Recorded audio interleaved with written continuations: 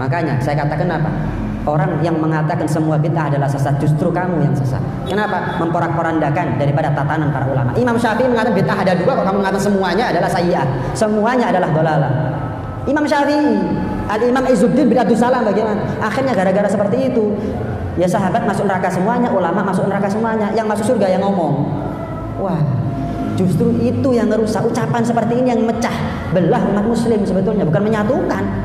Bukan menyatukan. Nggak ngamalkan nggak apa-apa, tapi kalau mengingkari dan mengkafirkan, apalagi menyesatkan dan memvonis mereka penghuni neraka, wah, kelewatan batas itu namanya.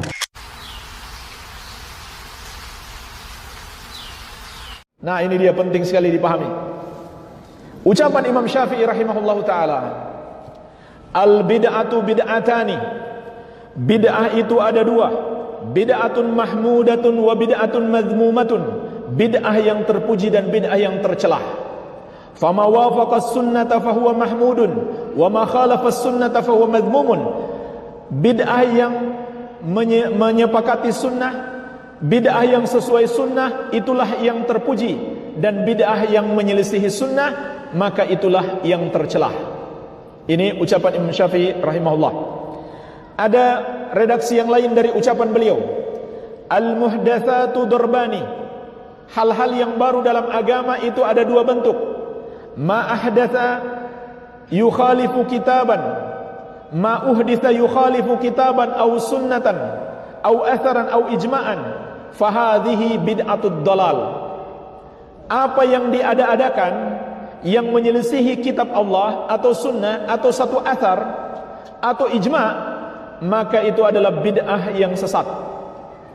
Wa ma uhditha minal khair la yukhalifu syai'an min dhalik, fahadhihi muhdatsatun ghairu madhmumah. Adapun yang diada-adakan itu adalah kebaikan yang tidak menyelisihi Al-Quran atau sunnah atau athar atau ijma', maka itu adalah yang diada-adakan yang tidak tercelah. Inilah jemaah sekalian yang dinukil dari Imam Syafi'i rahimahullah, bahwa bid'ah itu ada dua, bid'ah yang terpuji dan bid'ah yang tercelah. Maka jemaah sekalian, sama dengan jawaban sebelumnya, enggak pantas ucapan manusia digunakan untuk menentang hadis Rasulullah sallallahu alaihi wasallam. Hadis Nabi SAW yang jelas dan pemahaman para sahabat juga jelas. Semua bid'ah itu sesat. Enggak pantas digunakan untuk menentang ucapan Nabi sallallahu alaihi wasallam tersebut dengan menggunakan ucapan manusia. Dan Imam Syafi'i rahimahullah itu sendiri termasuk orang yang paling keras mengingatkan kita, jangan sampai ucapan beliau digunakan untuk menentang hadis Nabi SAW. Kenapa? Karena beliau menyadari beliau hanyalah manusia biasa yang mungkin salah. Di antara pesan beliau disebutkan di dalam Syiar A'lamin Nubala karya Az-Zahabi. Beliau berkata, "Idza wajadtum fi kitabi khilafa sunnati Rasulillah sallallahu alaihi wasallam faqulu biha wa da'u ma qultuhu." Apabila kalian dapatkan dalam kitabku, dalam buku yang aku tulis, berbeda dengan sunnah Rasulullah sallallahu alaihi wasallam, maka ikutilah sunnah itu, tinggalkan apa yang aku katakan. Itu pesan Imam Syafi'i kepada kita. Kalau ucapan beliau bertentangan dengan sunnah Nabi sallallahu alaihi wasallam, ikuti sunnah dan tinggalkan ucapan beliau. Ini yang pertama. Jawaban yang kedua, sebenarnya ucapan Imam Syafi'i rahimahullahu taala di sini tidak juga bertentangan dengan hadis Nabi sallallahu alaihi wasallam yang melarang kita berbuat bid'ah. Kenapa jemaah sekalian? Karena yang dimaksud Imam Syafi'i di sini, bid'ah yang beliau maksudkan adalah bid'ah menurut bahasa. Ini yang dipahami oleh ulama Ahlus Sunnah wal Jamaah. Ibnu Rajab dalam kitabnya Jami'ul Ulumi wal Hikam berkata, "Wa muradu Syafi'i radhiyallahu anhu ma dzakarnahu min qabl anna aslal bid'ah al-madhmumah ma laysa laha aslun fi syariah tarji'u ilaih wa hiya al-bid'atu fi itlaqi syar'i wa amma al-bid'atul mahmuda fama wafaqa sunnah yakni ma kana laha aslun minas sunnah tarji'u ilaih wa inma hiya bid'atun lughatan la syar'an li muwafaqatiha as-sunnah." Perhatikan jemaah sekalian penjelasan ulama terhadap makna ucapan Imam Syafi'i.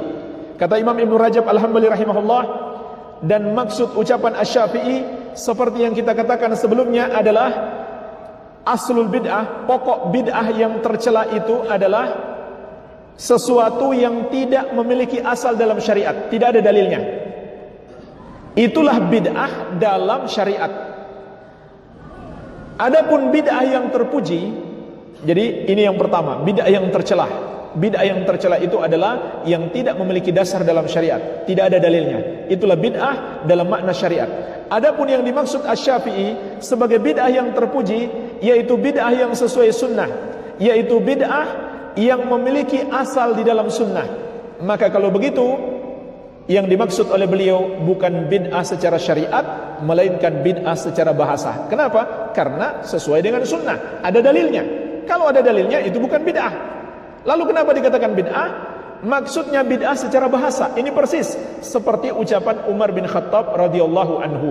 Sesuatu yang baru secara bahasa, tidak ada contoh sebelumnya, namun bukan sesuatu yang baru dalam syariat yang terlarang. Kenapa? Karena ada dalilnya dalam syariat. Iya. Jadi ini maksud Imam Syafi'i rahimahullah, bukan bid'ah dari sisi syariat. Nah, kata beliau, contoh bid'ah menurut bahasa yang dimaksud Asy-Syafi'i adalah penulisan hadis.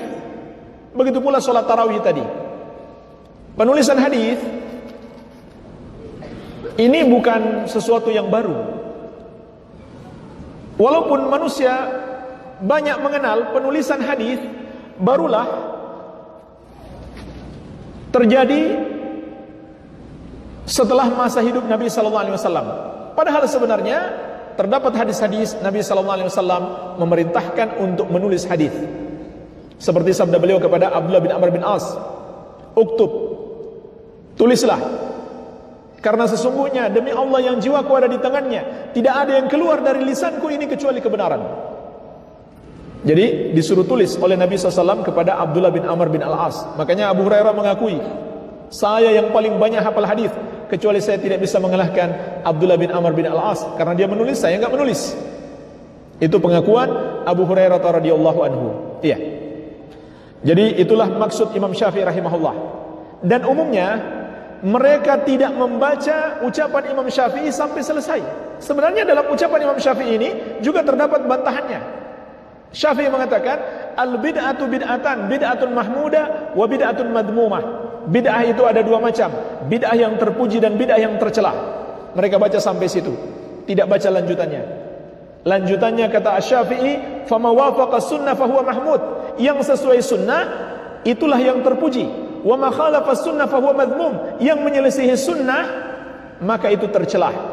Jemaah sekalian, yang sesuai sunnah itu yang terpuji. Apa maksudnya yang sesuai sunnah? Yang berdasarkan dalil dari as-sunnah. Apa maksudnya yang menyelisih sunnah? Yang tercela, yang tidak berdasarkan dalil dari as-sunnah. Jadi lanjutan hadis, lanjutan ucapan Imam Syafi'i rahimahullah, itu sudah terdapat bantahan terhadap syubhat ini.